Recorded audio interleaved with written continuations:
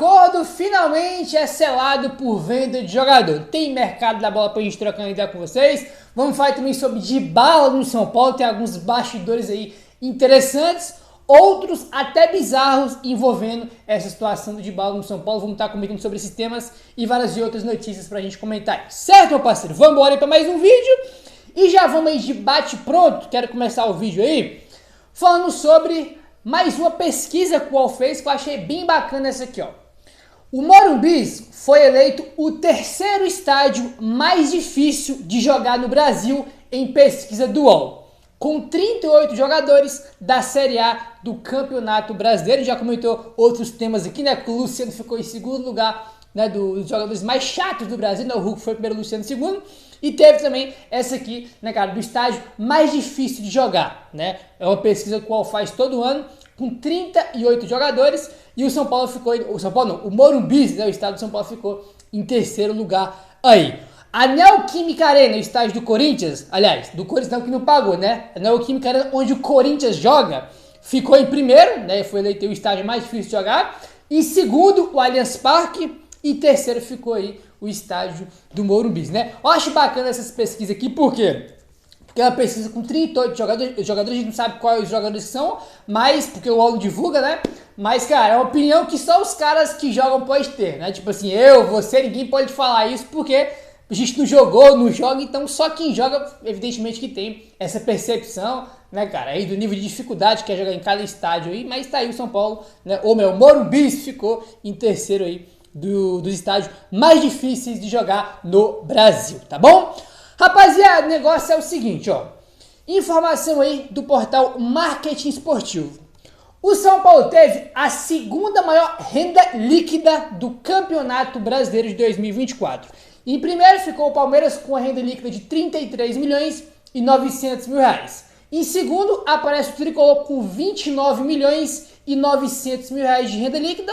E em terceiro aparece o Corinthians, tá aí com 28 milhões e 400 mil reais de renda líquida. Só para deixar claro, renda bruta é a renda total, né, pô? Tem quando aparece a renda lá no telão, pô, 3 milhões de renda, 2 e não sei quanto, 4 não sei quanto, 8 milhões como foi com o Botafogo, né? Aquilo é a renda bruta, né? A renda total, mas não é todo aquele valor que aparece no telão que vai para os cofres do clube por um motivo óbvio, né, cara? Quando você vai realizar um jogo no seu estádio, irmão, tem uma porrada de despesa, de gasto, né, para poder realizar o jogo. Então, aquela renda total que aparece no telão não vai para os cofres, né? Então, renda líquida, tá? Que foi sim para os cofres de São Paulo, 29 milhões e 900 mil reais, a segunda maior da Série A do Campeonato Brasileiro. É mais uma estatística de dinheiro, de renda que entra no São Paulo, que é muito positivo, né? Só atrás do Palmeiras. E tome déficit, né, cara? É recorde aqui, recorde ali, e tome déficit, tome dívida aí aumentando. É uma coisa, assim, incrível,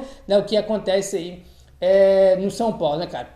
Pior, né, dessa coisa que acontece é que são muito obscuras, sem transparência, né? E o presidente não dá entrevista, não vem esclarecer as coisas. Aí tu vai olhar a premiação, o GE soltou uma matéria sobre as premiações que os clubes ganharam durante as competições no ano, né? São Paulo foi o quarto, né? O clube que mais ganhou dinheiro com premiação de campeonato. Só ficou atrás do Flamengo, do Galo e do Botafogo. Em quarto já aparece aí o São Paulo. Já ficou na frente de Palmeiras, de Corinthians. Esse cara, se você for olhar questão de grana, cara, assim, é quase tudo positivo, né? Falando em questão de grana entrando nos cofres do São Paulo. A única coisa que é muito ruim mesmo que tem que melhorar é o patrocínio, né? Que vocês vão falar daqui a pouquinho.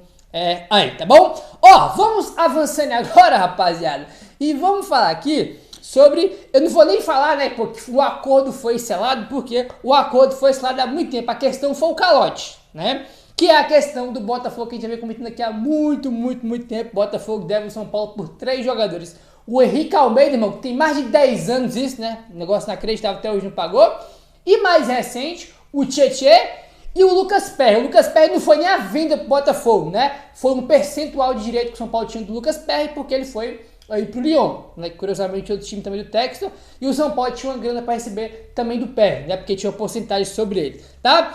Olha aí, rapaziada. Informação do UOL. São Paulo e Botafogo entraram em acordo na Câmara Nacional de Resolução de Disputas pelas dívidas dos cariocas por Tietê e Perry. Teve que ir, irmão, para a justiça, né, para ir, não sei, né, para esse negócio aí que eu nem conhecia, para ser sincero para vocês, né, que é a Câmara Nacional de Resolução de Disputas, eu nem conhecia esse aí, né, mas lá que foi resolvido, né, porque Botafogo e São Paulo ali, o acordo teve inicial, né, porque o Tietê foi jogar no Botafogo, mas o Botafogo não cumpriu com o contrato, né, em pagar as parcelas certinho, bonitinho que tinha que pagar, e até então também não tinha pagado o Perry da porcentagem que o São Paulo tinha sobre ele. Aí, né? Então teve que ir para a Câmara Nacional de Resolução de Disputa. Só assim que saiu aí um novo acordo. Olha só. A primeira parcela do novo acordo já foi paga pelo Botafogo e caiu já na conta do São Paulo. Tá? Então fizeram acordo lá e a primeira parcela do Botafogo já pagou. Outras 5, tá, cotas completam o parcelamento, sendo a última em maio de 2025. Tá? Então tem mais 5 parcelas para o Botafogo pagar, né? E vai até maio de 2025 aí essa última parcela, né? Até maio tem 5 parcelas para o Botafogo pagar. Vamos ver se vai pagar, né? Porque aquele negócio, acordo qualquer um faz, né? Agora, pagar, ir lá e pagar certinho, bonitinho, já é outra história. Os valores são acrescidos de juros e correção monetária, né? Isso é muito importante registrar também, até porque, né, cara, tem muito tempo essas dívidas aí do São Paulo. Olha só, sobre o Tietê, primeiro, vamos começar falando sobre o Tietê, ó. O São Paulo cobrava, na justiça, 3 milhões e 800 mil reais que não tinham sido pago pelo Botafogo na contratação do volante.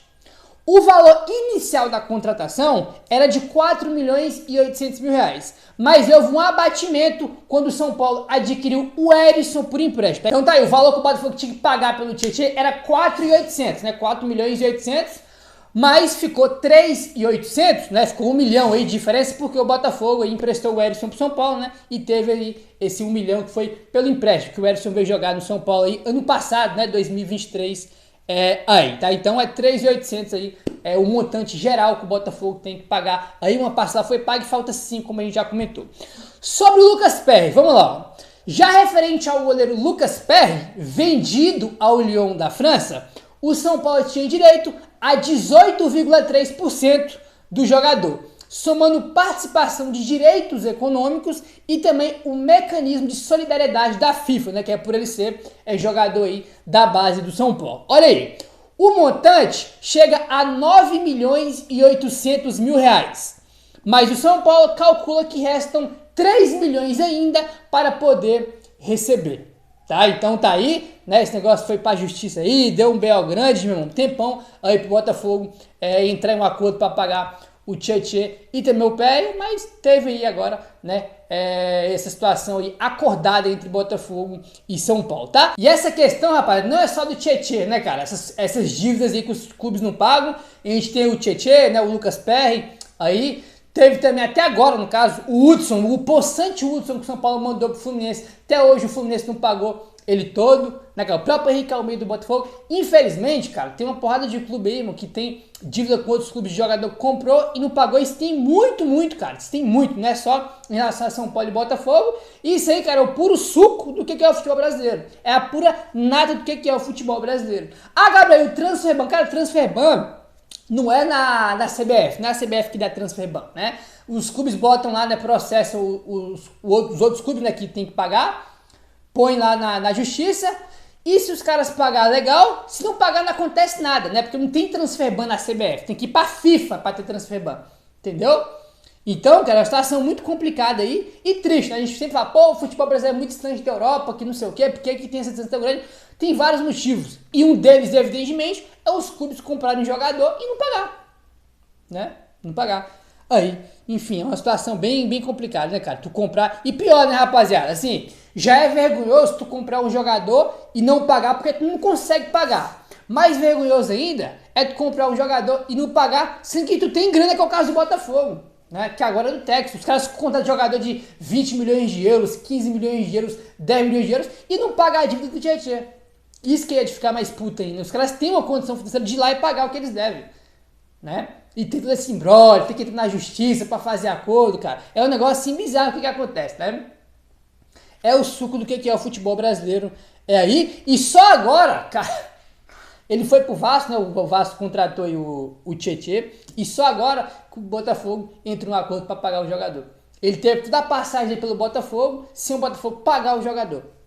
Então, assim, eu nem sei quando que o Tietchan foi pro Botafogo, acho que foi em 2022, foi 22 ou foi 21, né? Enfim, já tem aí, cara, 2 anos ou mais dessa situação, e só agora que ele saiu do Botafogo que os caras entraram em um acordo para pagar, né? Isso aí é bem complicado, né, cara? Muito complicado. Bom, vamos avançando agora. O negócio é o seguinte: estamos falando sobre esse absurdo aí, né, que foi essa questão aí do Tietchan, né, do Botafogo não pagar o Tietchan, e vamos falar aí também sobre mais um absurdo que é envolvendo essa situação aí do Dybala, tá? Não tem negociação, tá? Não tem absolutamente nada. É uma informação aqui, né, alguns bastidores que o Éder Trasquini, setorista do São Paulo no UOL, fez aqui uma matéria trazendo aqui bastidores de como surgiu, né, esse negócio aí do Dybala no São Paulo. Pô, no Twitter só se fala nisso, né, cara? Um dos assuntos mais comentados aí, pô, na última semana é o Dybala, né? O São Paulo tá fazendo ali um alvoroço gigantesco lá no Twitter em relação ao Dybala, tá? Como é que começou isso aí? É sempre pra deixar bem claro que esse negócio de Dybala, tá? Não foi jornalista que inventou, tá? Ou um cara que ninguém conhece soltou, tá? Isso saiu de dentro do São Paulo, né? E é sobre isso que a gente vai comentar aí, ó. Informação do UOL.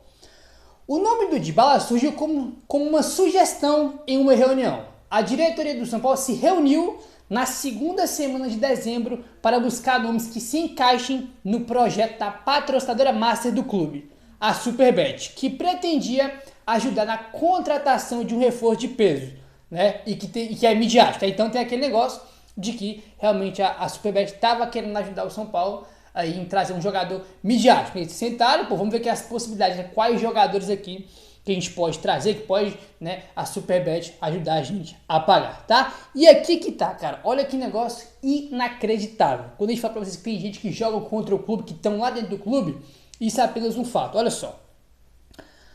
O nome do Dybala foi sugerido por um diretor do São Paulo. Em uma reunião, esse diretor sugeriu o nome para a cúpula São Paulina. E a cúpula São Paulina nem chegou a pensar e já descartou o nome na hora. O diretor ficou insatisfeito com a desfeita e decidiu vazar na mídia o nome para a torcida, tá? Então, teve um cidadão, um diretor que a gente não sabe quem é, né? Um diretor, esse cidadão chegou e falou, ó, que tal o Dybala? Aí os outros que estavam na reunião falaram, não, nem pensada, nem para pensar, já encerraram ali, descartou na hora. Esse cara que indicou o Dybala ficou chateado, ficou puto, e foi lá, esse rapaz que foi lá e soltou na mídia, soltou na imprensa esse nome do Dybala em relação ao São Paulo, tá? Como é que pode um negócio desse, cara? Você tem noção do nível de bizarrice absurdo que é isso? O cara botou o nome lá do Dybala, ele não gostou, né, que os outros membros da diretoria descartou o jogador, ficou puto e resolveu largar, né, soltar o nome do jogador aí, vinculando ao São Paulo na imprensa. Como é que pode, cara, um negócio desse? Foi assim que surgiu a história aí do Dybala, tá? Então, é aquele negócio que a gente fala, esse nome do Dybala, ele foi falado lá dentro do São Paulo. Não foi jornalista que inventou, que soltou, até porque quem soltou a informação foi o André Hernan, né? Porque um dos jornalistas mais confiáveis que tem, um dos principais do Brasil, né? Ah, Gabriel, que ele é puxa-saco de irmão, ele é um dos principais jornalistas do Brasil. Quando ele traz a notícia, é porque é sério, né? Então, realmente teve esse negócio aí do Dybala. E o mais bizarro seria aquela questão que a gente fala, é como os caras jogam contra o clube, né? Tipo assim, o cara nem pensando no clube, né, cara, no nome do clube, não. Ah, não gostei que os caras lá não gostaram do Dybala, vou soltar na imprensa aí, né, pra jogar pra torcida, né, pra torcida ficar polvorosa. Evidentemente que vai querer o Dybala, né, porque é um grande jogador, mas é muito triste você ver, né, que tem gente que faz isso, né, cara, que ficou puto porque o nome foi rejeitado e joga lá pra torcida, né, sendo que não tinha nenhuma necessidade, já que a diretoria tinha descartado o nome do jogador, sendo que ele hoje não tem nenhuma chance de vir pro São Paulo, né. Não tinha de vir para São Paulo aí. Fora que, né, tinha saído notícia ainda, né, que eu nem sei também se é verdade não, porque eu não conheço quem deu a informação, né, se é verídico, né, de que o Galatasaray da Turquia, que é o time do Gabriel Sara, estava disposto a pagar mais de 5 milhões de reais por mês por Dybala. Cara, mais de 5 milhões de reais por mês, nem a Superbet, nem investidor, nem parceiro paga isso para jogador, né, é algo completamente fora da curva. E se ele sair da Roma, né, onde ele está jogando bem, esse dia foi até eleito o melhor jogador de uma partida do futebol italiano. Enfim, ele tá bem lá, não renovou o contrato ainda, é verdade, né, que tá acabando, mas enfim, cara, eu particularmente, tá, nunca caí nesse negócio de Dybala no São Paulo não, porque na minha cabeça é algo completamente inviável. Quando surgiu o nome do Oscar, por exemplo, eu já gostei, né, aí, e porque é algo mais, como é que eu vou falar, mais realista, evidentemente. O cara tava livre, né, começou no São Paulo, já jogou no Brasil, então tinha boas possibilidades dele vir aí. Agora do Dybala nunca passou na minha cabeça, não. Seria espetacular, pô, né, seria fantástico, mas Foi assim que surgiu o nome do Dybala, tá? Ninguém falou, Dybala, vamos lá falar com a Roma, vamos tentar contratar. Não, só foi, né, esse diretor aí irresponsável, né, esse diretor que joga contra o clube, que jogou esse nome aí na reunião. Todo mundo recusou, não gostou do nome, ou melhor, descartou o nome, né, porque é inviável, e o cara foi lá só na imprensa o nome aí, né, cara, para jogar pressão, patrocínio. Uma vergonha, né, mais um aí que joga contra o clube do São Paulo. Diretor, quem que é o diretor? O diretor de futebol é o Belmonte, né? Mas tem outros membros da diretoria. Tem o Rui Costa, que é o cara que negocia, ele é o executivo, né? Ele que vai negociar a compra de jogador, de empréstimo, ele que negocia, né? Enfim, difícil saber quem é, né? Mas existem algumas opções aí, né? Que possa ser esse rapaz aí, né? Que fez essa bizarrice de soltar o nome na imprensa. Aí tu ilude o torcedor, engana o torcedor, né? Uma responsabilidade gigantesca. Tá? Aí, só pra gente fechar esse assunto, olha só. O Oscar veio para o lugar, tá? O lugar do Dybala. Na reunião que teve, a patrocinadora aceitou o nome do Oscar como reforço. Naquele momento, ainda não estava confirmada a contratação, mas o Tricolor teve um sinal verde financeiro para poder confirmar valores e pouco tempo depois acertar a contratação do Oscar, tá? Então, teve essa reunião, né, que o diretor indicou o nome do Dybala, que foi descartado nessa reunião. A patrocinadora aceitou o nome do Oscar, né, como esse jogador de peso aí para trazer, e a Superbet ajudar a pagar. Então, esse nome de peso midiático que a Superbet estava disposto a ajudar, né, é o Oscar, né, é o Oscar aí, e não o Dybala, né? Podia ser que seria espetacular, mas nunca existiu negociação, né? O nome saiu lá de dentro e o Al trouxe notícia aí, mas nunca houve uma negociação aí pelo Dybala, né? Meu parceiro, é isso. Se inscreve no canal, deixa seu like, valeu, tamo junto e saudações tricolores.